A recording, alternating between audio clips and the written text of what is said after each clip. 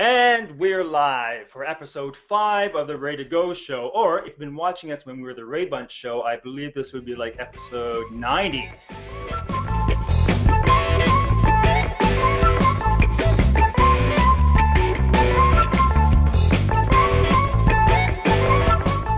So today we're going to be talking about early adopters. Actually, we're talking about trailblazers as well. Those people that stick their neck out, are they in danger of getting it chopped off? Is there a real benefit to being a trailblazer? Or is it better to sort of hang behind and kind of innovate and improve on what the trailblazer did? So today we have Randy Bowden, and we have Jessica Duell, and we have Scott Scowcroft. Jessica. Holy macaroni, right? It's sunny, and I guess you could say I trailblazed my way right to Boulder, Colorado this summer, and starting in a new community is quite fun, and so that's really great. I can't wait to hear what everybody else has to say this morning.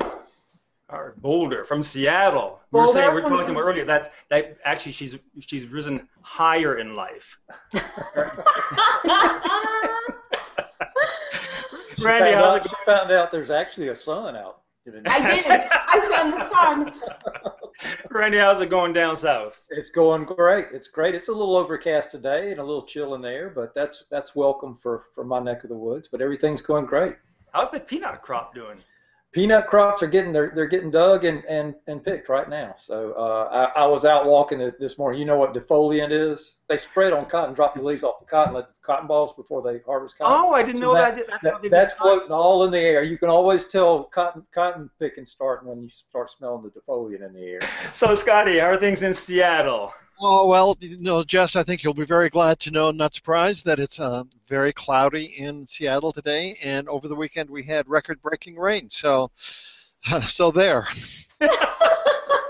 I missed the rain a little already. I know it's supposed to be rainy right now. I'm not sure what to do. I'm having an identity crisis, Scott. So to wrap up this weather forecast, in Montreal we're having a little bit of a drizzle, but we had a day yesterday that was unbelievable. It was our Thanksgiving, and it was 22 degrees. All right, on to today's topic, trailblazers. Do you consider yourself a trailblazer? And let's open up with, I have a quote here from a friend of ours, Eli Fennell, who I have a lot of admiration for. He's a very smart cookie. He wrote a post called The Personal Brand Benefits of Being an Early Adopter on Social Media. And early adopter, I kind of think of it the same way as a trailblazer. There's people who want to start something new. The difference, I suppose, is that there's a platform created and they want to adopt it. It's a new app, the shiny new toy thing. And he was saying the most social networks will fail. But when they succeed, the greatest chance for success on the network accrues to those who adopted early. So let's talk about that for a little while before we go on to the trailblazer thing. So what do you think? Do you agree with that the people who put their flag on a platform first benefit the most?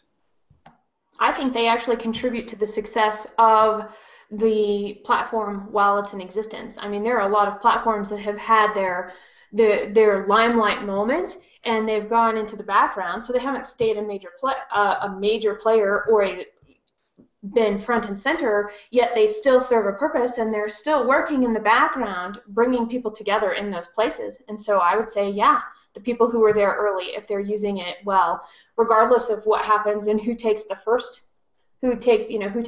seat, there's still an opportunity to be working from whichever platform was chosen. You mentioned an important point there, though, is that they help the platform succeed for however it lasts. Mm-hmm. Well, it might last or might not, but Jess brings up a good point with that statement in the fact that, if the trailblazer is the guy that launches this new network, right? He's relying on those early adopters to get the word out, right? So it's a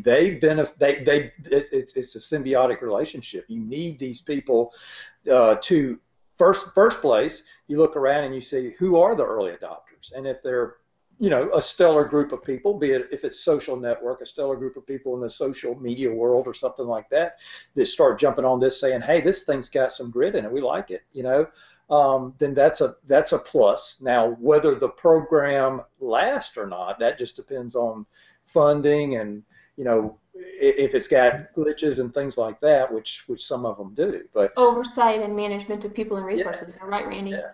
Yeah, but the question of today's show, I think early adopter. I mean, there's always risk in anything that you do. If you're not willing to take the risk, I think Scott's statement that I read earlier today was. You want to share that, Scott, about dancing? It is better to have loved and lost than to have never loved. Yeah, and that's just it. I mean, if you don't take the chance, you're never going to experience.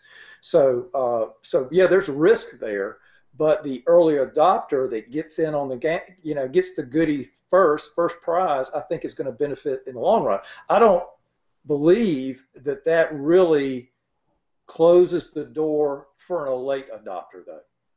I agree. And let's take an established industry like transportation. We have buses, we have trolleys, we have subways, we have taxis, and there was still this big gap there. And who came along? This crazy idea from this seemingly crazy idea that is revolutionizing public transportation or the ability to obtain transportation on the go was Uber. I mean, that's a really good example of somebody who's looking at an established industry, finding a need that is a really big gap across the board and creating a service that solves that need in a very established industry. And I think that's something that we could do in any industry. People could step up. Scott. So words that I've lived by, and this is thanks, quite frankly, thanks to Randy, and it's because he interviewed Mark Schaefer once, and it was be first and be overwhelming.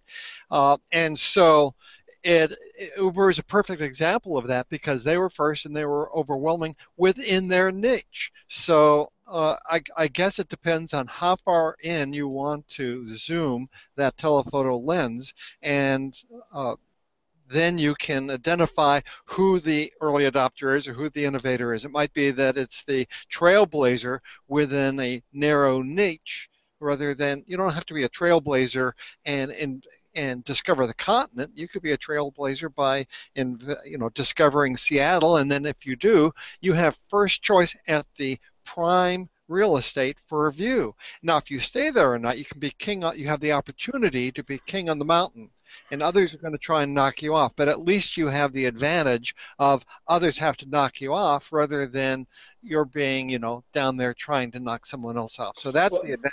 I'm going to disagree on the Uber example because I would classify them as innovators as opposed to trailblazers. They took an idea. I mean, the whole sharing economy has been going on for some time, even before that. But the idea of a taxi, a personalized taxi. I mean, they had lots of money to build on that kind of model of car sharing. I'm not giving them less credence for what they did, but I wouldn't call them necessarily a trailblazer. They upset the apple cart, which is a little. That's what I was going to say. Well, they're disruptors. Yes. They were disruptors. They took a model, a working model, but a lot of people he saw it as broke. How can we do that? And it worked because people went, hey, I like this. I mean, if you remember when Uber first started, there was a lot of icky feelings about that. I mean, who? How am I getting this car? And now it seems like it's. I mean, in New York City, it's pretty prevalent. I mean, it's a very urban I'm thing for sure. interested in this conversation because if everything under the sun has already been created, how can we have trailblazers then? I don't think everything under the sun has been. Well, and I think Uber is an example of something that's new. I mean, yes, it took existing things, but they did disrupt it. They connected things in a different way that had never been connected before.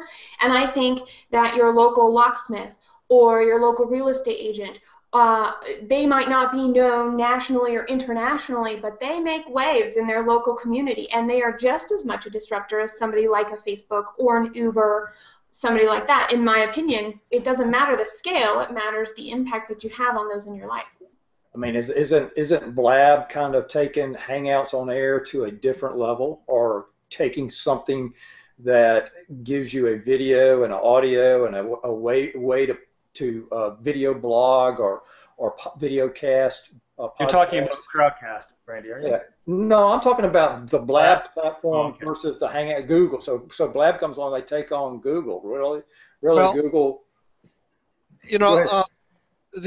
All along we've. I'll only speak for myself.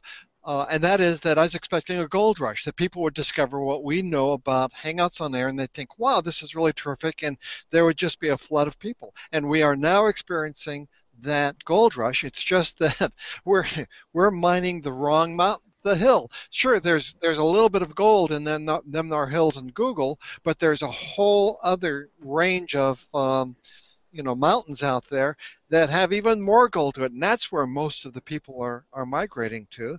So does that mean that Hangouts on Air would be, in Ray's example, the Trailblazer? And then if so, what about all of these people who are on Blab, which appears to be gaining some sort of traction, rather than being a shiny new object? What would you say what would you call, let's label something. Let's say take Facebook and we take Google. And then we take Apple, those major, huge companies. Who would you classify as a trailblazer as opposed to an innovator? Okay, Apple and Facebook, definitely. I think innovation is part of trailblazing, so I'm going to have a hard time with this particular part. Okay, someone who actually created something new and took off, as opposed to someone who improved upon what they saw that was out there and made a new product based on that. Well, you could say that about Apple, right? Yeah. But Apple, Jobs saw something that was already there and changed it, right? Just like, yeah, exactly. There was already something similar to Facebook. Yes, MySpace, for example. Zuckerberg took that and changed it. So I mean, that's gonna. But Zuckerberg and Steve Jobs, I guess they hit the grand slam when they came up with it, and what they brought to the marketplace just stuck. Now people still today are amazed at what Apple has able to do, the loyalty to that product, and it's not. I mean, the Apple haters out there, it's doomed, it's never. And every time they roll out some new product, it just blows people away. So you can't argue the fact that Apple has changed our culture. They changed the way we listen to music, for good or bad.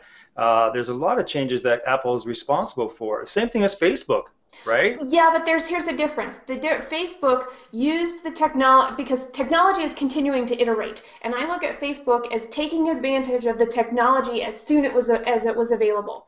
I look at Apple and I see a vision of what technology is necessary to get us something that would change our culture and how we interact with stuff. Does that make sense? And so they're both innovators, and I think they're both trailblazers, but I think they have very different approaches. One is saying, okay, finally, I have something that's faster, because before Facebook and MySpace and those guys, where did people go? They went to forums. They went to news groups. They went to download.com and CNET and Windows95.com. I mean, think about how long ago those were.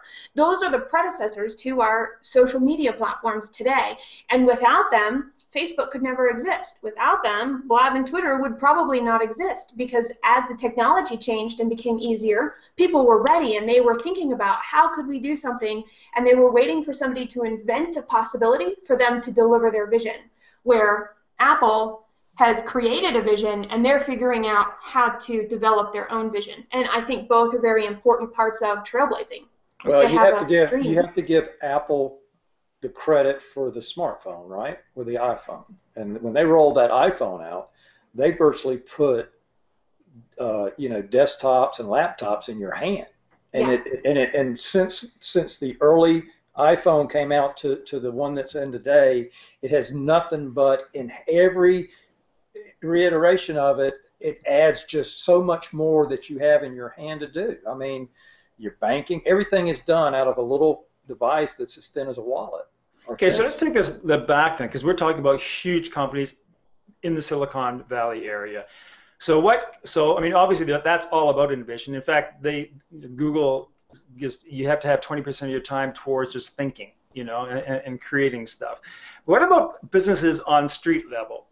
Is it easier to sort of wait and see and let the other guy take the risk?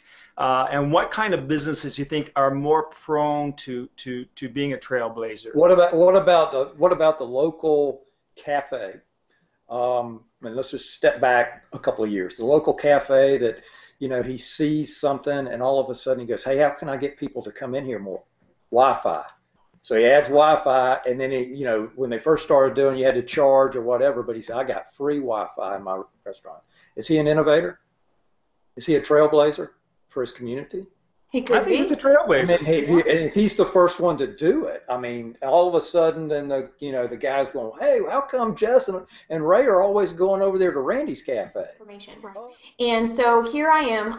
I'm a store owner. We'll say I'm a local salon owner, and I do nails and hair and waxing, and it's very important to me to connect and make this a community place, like you would see in all those wonderful chick flick movies, right? That have hairstylists as the center point. So if I'm trying to do something different, part of being a trailblazer is thinking about it. Just because there's an idea doesn't mean I would act on it right away as a business owner because there's risk. I might think about it for a year. I might think about it for 2 years. Because what am I doing? I'm doing my job. I'm serving my customers. I'm listening to their needs. I'm testing out my idea in my head or on paper. Would it help in this situation? Would it help in this situation? Would it help in this situation? And once I have all of that, it becomes a little bit more bulletproof, and I've got actual data to take action with. Then I can compare that data to maybe larger companies or companies in other industries in my community that I look up to or want to emulate in some way. And I'm going to test my idea against their model and what's the same and what's different, so that when I do enact this, I'm not scrambling and I have problems and the delivery's not very good, or whatever this, my customer service has to decrease. I actually am taking the time. So I think it comes down to reliable information, whether that's hand gathered, whether that's reading a lot and formulating an idea and just thinking on it, because I do think you said, Ray, there's something about Google spending time creating and thinking 20% of the time. I think it should be more than that. I think people should be thinking and reading and gathering information like 50% of the time. Yeah, but the typical business owner doesn't have the luxury of that time to do that, to be creative. Not in a work hour, but there's books to be read, there's news to be watched, there's conversations to be had, and those types of conversations, you can gather little bits when you talk to each of your customers throughout the day on a particular topic to get an opinion or a thought process for what might be happening hyper-local. But the only way to be a trailblazer, I think, is to understand what I want to do, what my vision is, and then how to better solve somebody's problem that they're using solutions that aren't working for them. I think all of those fit in there, and you need information to do that. Well, in 2015, I mean, it may be surprising to us because we tend to be on the edge of technology, but there's a huge, huge majority of people who are way behind, who don't even have their ear on the rails and listening to what's happening in technology. So how would you, or would you, try to convince a small business owner to take the chance and work on their company social culture, invest on social media, work on their digital marketing? Maybe there's a correlation between what we were talking about and investing. So they say when you're young and eager, you can be, you're supposed to invest money, but you can have a balanced portfolio, but you can take more risk with certain stocks and so forth. By the time you get close to retirement age, then you change the profile of what you're doing so that it's a little less risk-taking and a little bit steadier. So I'm sure that there's some sort of characteristic curve that you can identify yourself in. How risk adverse are you, or how much risk are you willing to take in order to get ahead? What we're really talking about, as I see it, is a continuum, a spectrum from, the early adopters. You can have the leaders, innovators, trailblazers, change agents. Then you have early majority. Then you have the late majority, and then you have the laggards. So there's a whole process of adoption of innovation that people can go through. So the answer to you is, what is the sweet spot for your company right now to be best for you? And there's no one answer. But you're talking about calculated risk, Scott.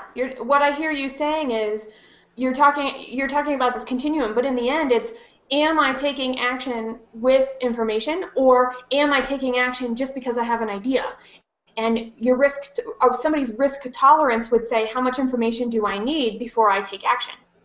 Yeah, but do actually people even care about early adopters? Do they care that you're first at something? You're an Really? early adopter, you care. Really? The guy at the barbershop at the corner, does he actually care that you're the first person on Google Plus or on Facebook or whatever? Well, okay, but in that, I think there's a difference between somebody like a barber and somebody who's creating a new technology. I mean, look at Kickstarter. Yeah, If but okay, let's take the technology because I think, again, yeah. as we said before, that's such a small portion of the population. Technology always pushes the envelopes, and that's what scares a lot of people. I mean, that's what we're kind of like pushing So against. let's say your barber shop wants to open a second location. They're at the max. They have been thinking. They know exactly where they want to be, but they don't have the capital to do that. I think technology like Kickstarter would be a perfect example of somebody who's got clientele, who would help spread the message, who has a great story and wants to expand and serve their community more.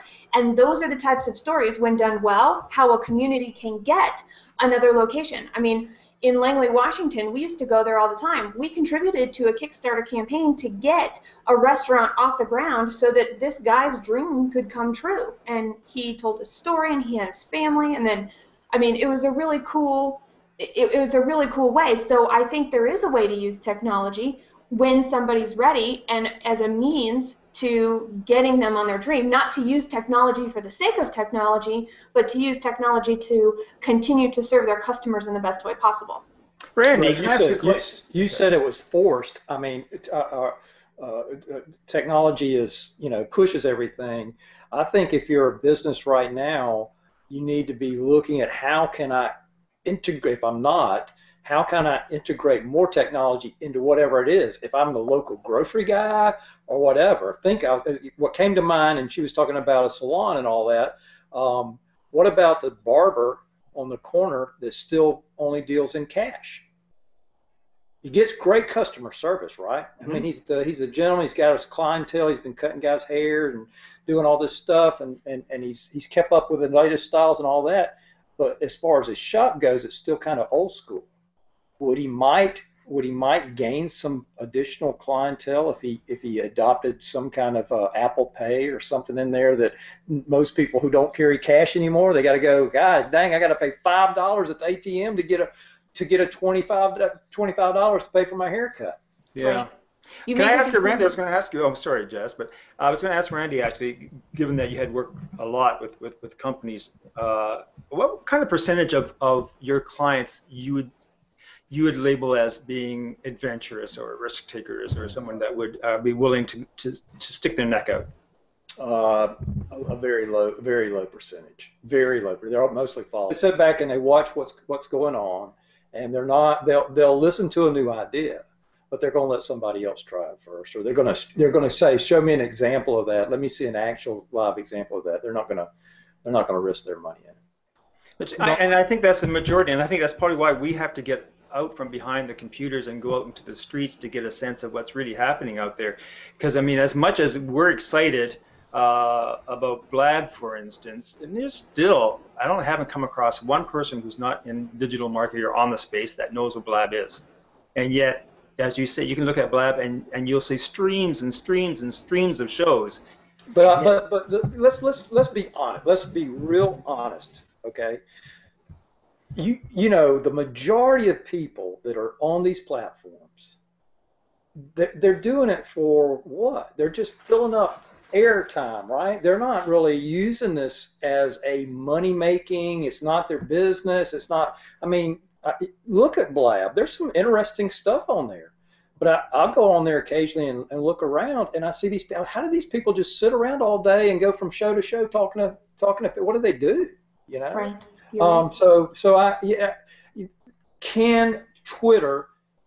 Can I use Twitter to enhance my business? I don't know. Let me look back. How could I use that? I want to connect with a certain group. Maybe I can use, as people come in, I gather their Twitter handles, and every time I'm going to run a bourbon special at my bar on Thursday, whatever, I can send out a quick message, and make sure that they get that alert, And now that might be 15 people or it might be 1,000 people.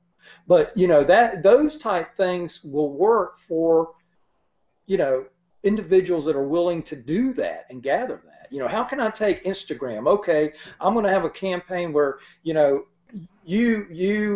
buy my whatever, you take a picture of it at your house, we're going to judge it and give away something. So you submit all these Instagram pictures and you flag my business in it. I mean, there's ways to do that on a low scale, not take very much. So if you're a local barber or if you're a General Motors, you can use those platforms in that way. Yep. I see Blab. Sorry, Jess, go ahead. That's okay. And that's actually one of the things that I like, because what, Randy, I hear you describing is something along the lines of it's one more step. I'm already collecting information about these people. I already have their names. We already have some sort of connection. So I'm extending that connection in not even in a new way. I'm just extending my connection. I'm deepening that relationship. And that is the strongest way to create a following that would allow for all of the stuff that people talk about, trust and engagement and actually building an ROI. It's because people care about what is being shared by this local business. Well, Ray, you were in the restaurant business, you know, and you've worked in that line of work for a few years. Nowadays, every restaurant you go in there, they got a little sign like it's on Facebook or it's on their window or something like that. You know, well, how many of those people that put up the little sign are actually every now and then, or say on a regular basis, saying, you know, choosing from their local clientele and giving them a meal or comping them something in the restaurant or sending them something to their house, you know, or something like that, taking that extra effort to actually, instead of saying, hey, like us and we got 1,000 likes, we're all taking that effort to do something. I'll let Scott talk because we're at the end of the show. So Scott, you had something to say? Well, I was just responding to something Jess was saying, and it was to share. And video labs, Hangouts are so ephemeral. You do it, and then they're gone. So it's not exactly what you do. It's how you repackage it, how you reshare it, how it gains momentum over time, rather than just. And that's where most people, I think, fail, is that they put out a video, and that's the only time. And something that happened 6 months ago could be really big, but it's not, because it's just there on the shelf collecting dust, unless they repackage it and reshare it. That's a perfect sequence to how I want to close actually this discussion, because platforms like Blab and even Hangouts on Air for me are not the end in and of themselves. They're basically content creation platforms. You know, like Blab for me is more valuable after the Blab, whether you use it as a podcast or whatever, than it is the actual show. Yes, we may get 50 people interacting, and that's all nice, but it's gone. As you say, it's ephemeral. It disappears. Same thing with Hangouts on Air, I think. And every time I do a show, I learn a lot more. And since I'm getting old, I have to keep the brain cells going, you know? So the whole thing with the Blab and those things is that, you know, we have trailblazers. Say Google's a trailblazer, people who create a Blab, you know, but it's we who innovate off of that, and we basically define what that platform is. So I think that I just want to leave you with that, because in a sense, we're trailblazers whether we know it or not. Even if you don't consider yourself a risk taker, there are risks you take every day of your life. It only is worth the risk if you can see a reward for it at the end of it. You know, so keep that in mind. We're going to go over now to our post-show Blab. And you can get there if you don't have the, it's in the event page, or it's on this page as well, but it's at blab.im/RayHiltz. And we're going to continue this conversation. Randy's going to co-chair with me, and you're very welcome to jump in and continue the conversation about innovation and early adopters. So thank you so much for joining us today, and we'll see you next week. Bye-bye.